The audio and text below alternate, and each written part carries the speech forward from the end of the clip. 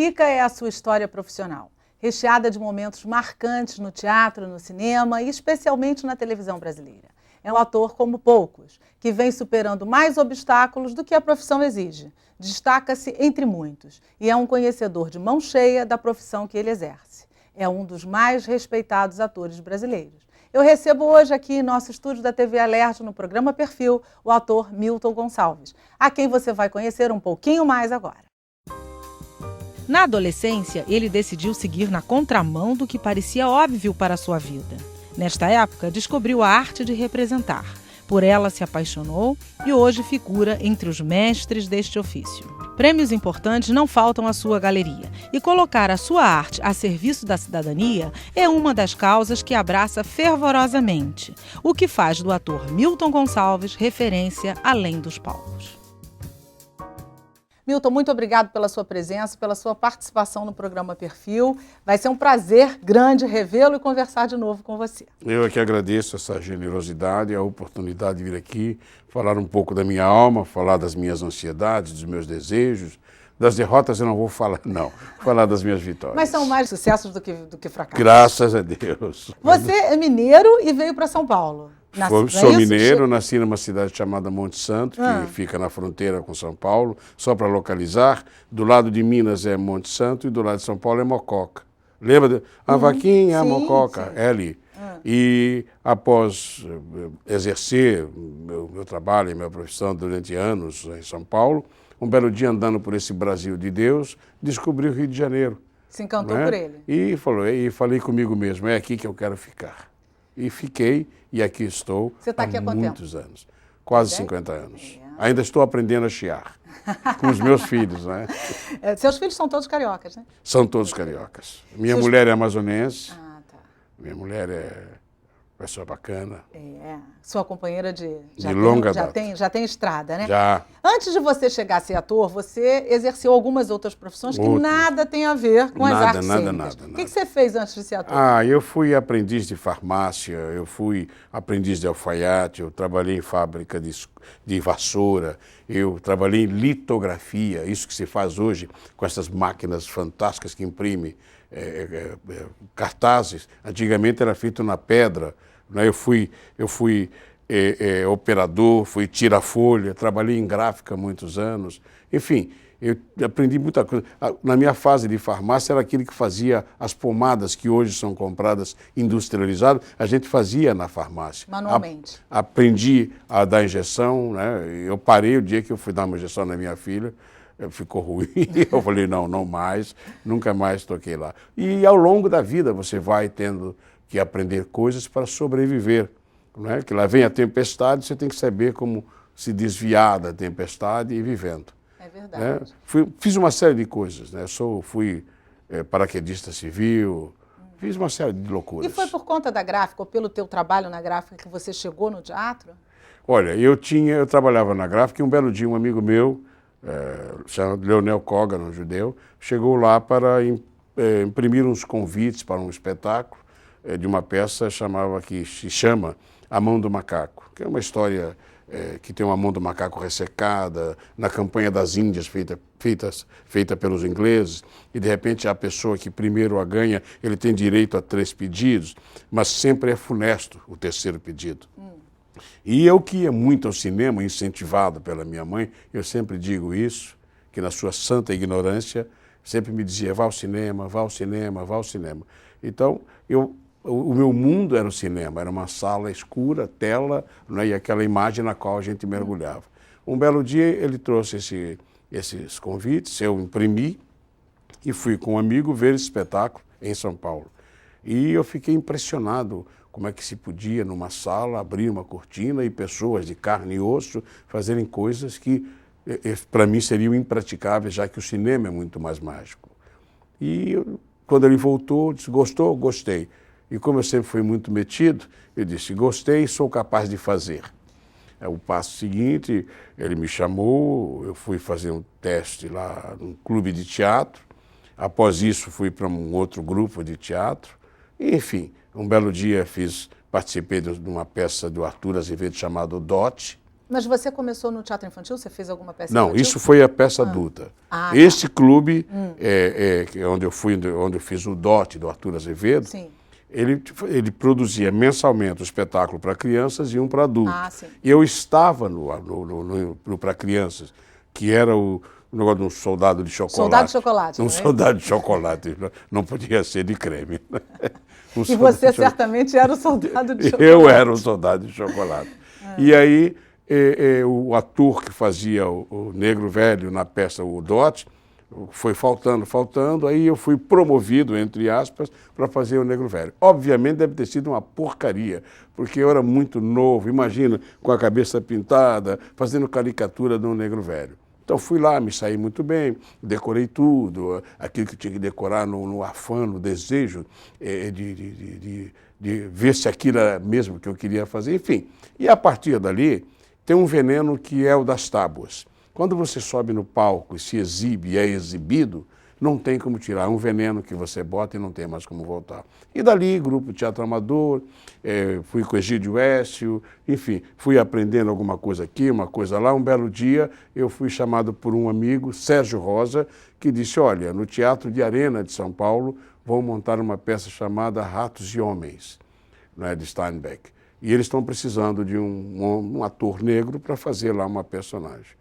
E lá fui eu para fazer a personagem, Teatro de Arena de São Paulo, e o que se dizia era um grande diretor que estudou nos Estados Unidos, no Actors Studio, ele está chegando, então vai fazer experiência, era o Augusto Boal.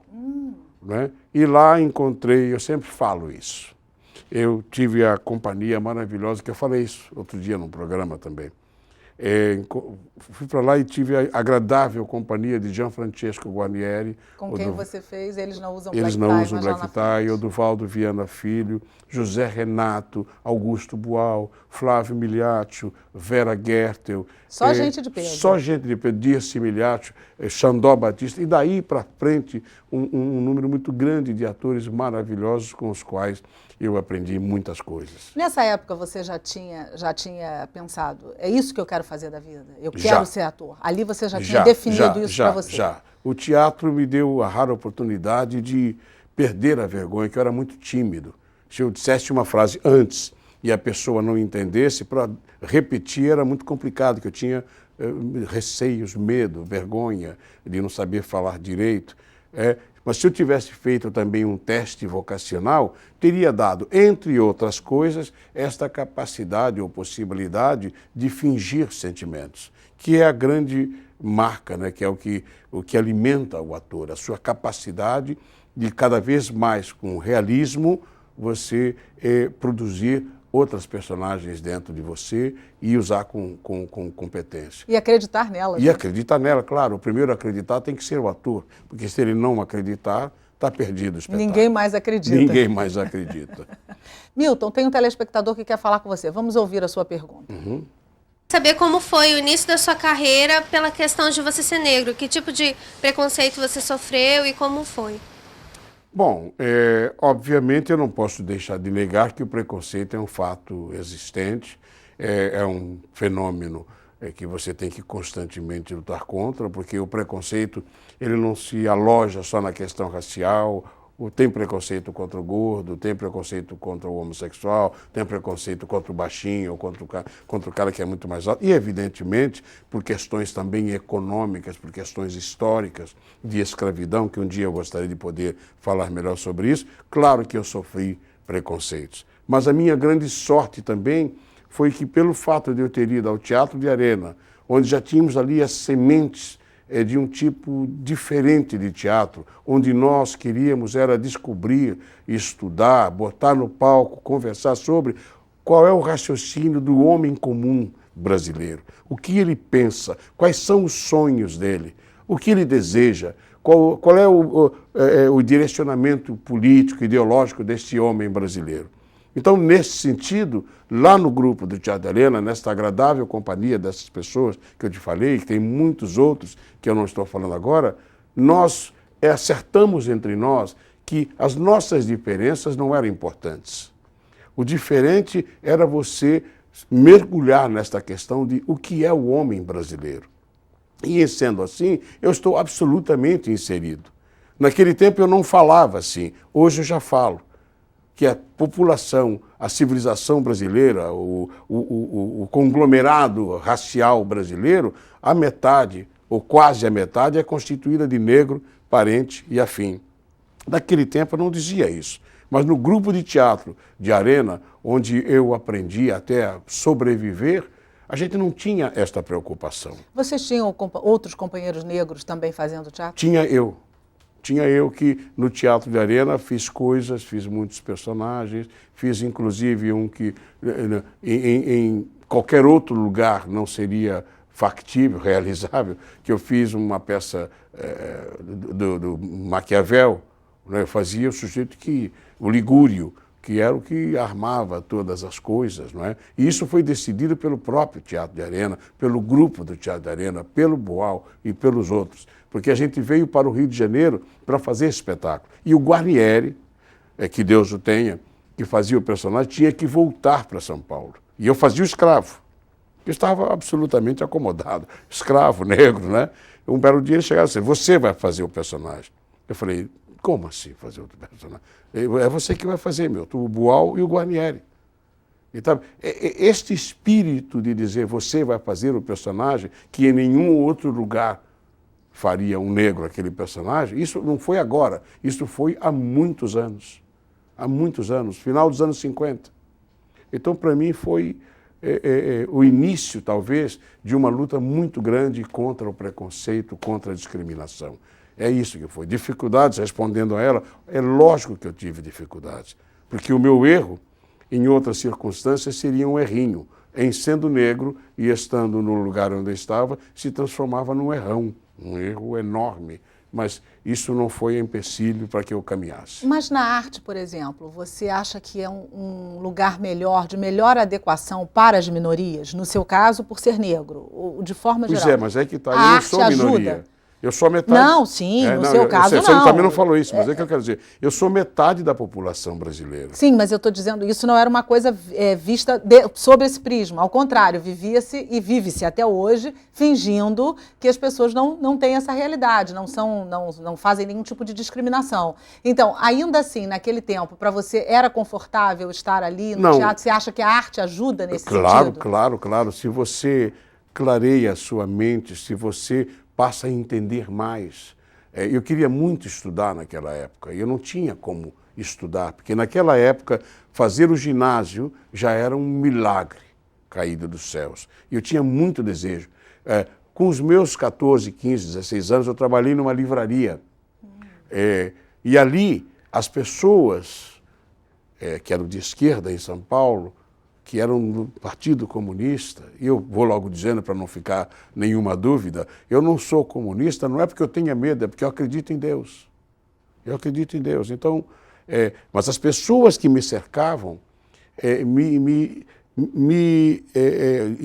estimulavam a ler, a conhecer. Então, algumas pessoas lá botavam o livro e diziam, você tem que ler esse livro. Eu aprendi a ler muito cedo, até por necessidade, né? E eu tinha que ler. Obviamente, muitas coisas que eu li eu não entendi no tempo e no espaço, naquele tempo e naquele espaço. Sim. E isso me ajudou a ter uma compreensão. Óbvio que eu tive grandes problemas, não como ator, mas como cidadão. Quando eu fiz 18 anos, eu sempre conto isso como exemplo. Quando eu fiz 18 anos, lá em São Paulo, num clube que eu frequentava, que era um clube pequeno, não frequentava, eu ia com os amigos, ver o jogo de basquete e tal. Quando eu fiz 18 anos, eu comprei o meu ingresso para participar do baile e fui no baile de carnaval. Quando eu cheguei na porta, o porteiro do clube, que jogava pelada com a gente, naquele sonho de ser um grande jogador, né? Ele disse, você não pode entrar. Eu disse, por que eu não posso entrar? Olha, você vai entender. Não quero entender. Naquele tempo já tinha a lei Afonso Arinos. Ele disse, você não pode entrar, porque, você sabe, a gente... e não soube explicar. Dando voltas. Aí ele falou assim, espera aí que eu vou chamar o diretor. Aí chamou o diretor. E aí veio aquilo que é a contradição brasileira. Eu não gosto da palavra mulato, chocolate, moreno, não gosto. Mas era um mulatão beiçudo como eu, cabelo engruvinhado, que chegou com ares de primadona e Ele me disse assim, você não vai poder entrar. Eu disse, por que eu não posso entrar? Ah, porque os associados não vão gostar. Eu digo, os associados podem não gostar, mas eu frequento aqui. Ele disse, não vai poder entrar, senta aí, não sei o quê. Eu disse, o senhor sabe, falando para ele, para o diretor, para o mulataço, que eu não gosto de falar mulato. Você sabe que se eu for à polícia, eles vêm aqui e vão fechar o seu clube, porque nós temos a lei Afonso Arinos? Eu sempre repito isso. Ele disse assim, você acha mesmo que eles vão fechar o meu clube por sua causa? Eu parei, raciocinei e disse, estou derrotado. Eles me devolveram o dinheiro e eu saí dali profundamente humilhado, desrespeitado. Fui a um barzinho na esquina, que era de um italiano mesmo, recém fugido da guerra na Itália, né, que foi logo depois dos anos 50, e ele me perguntou, o que você tem? Eu digo, eu quero um copo de cachaça. Ele disse, você não bebe, você não é de beber, se você não me der aqui, eu vou no outro lugar. No bar só tinha ele e eu. Aquilo me doeu profundamente. Ele me deu um copo de cachaça, eu bebi, fui para casa, bêbado, e minha mãe perguntou, o que houve? Não teve o baile? E eu chorei muito. Qual foi a lição que eu aprendi naquele dia? Em que a gente não deve se dar por derrotado. Após esse evento de não poder entrar, eu passei meses e meses, planejando como é que eu ia prejudicar aquele clube. Eu queria queimar os barcos, eu queria sabotar de qualquer maneira. Eu tinha aprendido algumas coisinhas de guerrilha quando era garoto, a atirar, a sabotar, que eu fui levado naquela onda quando era jovem. Eu pensei tudo em usar ali naquele clube, tudo aquilo que eu havia aprendido. Felizmente, alguma mão disse, não vai não. Você vai dar a volta por cima. Em frente tinha um outro clube chamado Clube de Regatas Tietê, cujo clube hoje abriga a Faculdade Zumbi em São Paulo. Está lá. Este, então, eu não podia nem pular o muro, porque eu era o diferencial no meio dos outros. Eu não sei nadar.